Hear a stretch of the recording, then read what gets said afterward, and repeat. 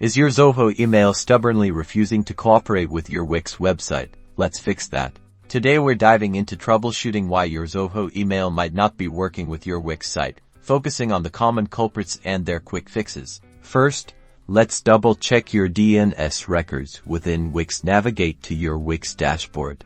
Then find the section for domains. Select the domain name you're using for your Zoho email. Now, look for Advanced DNS Settings. This is where the magic happens. Click on it. Make sure your MX records are correctly configured. Zoho will provide you with specific MX records €, typically 2 or 3 €, that need to be added here. Compare what you have listed with the records Zoho provides. Any discrepancies will cause issues. Double-check for typos. To edit an existing MX record, simply click on the edit icon to add a new one. Find the Add Record button and select MX from the drop-down. Enter the correct details from Zoho, paying special attention to the priority number.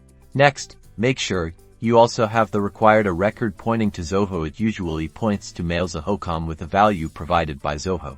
After making any changes to your DNS records, remember that it can take up to 48 hours for these changes to fully propagate across the internet, so patience is key. Finally, within your Zoho mail account, ensure that you've properly authenticated your domain. Zoho often requires verification steps to confirm you own the domain. Follow Zoho's domain verification instructions carefully. This usually involves adding a TXT record to your Wix DNS settings, similar to adding the MX records. And that's it. By carefully checking your DNS records and domain authentication, you should have your Zoho email working seamlessly with your Wix website in no time.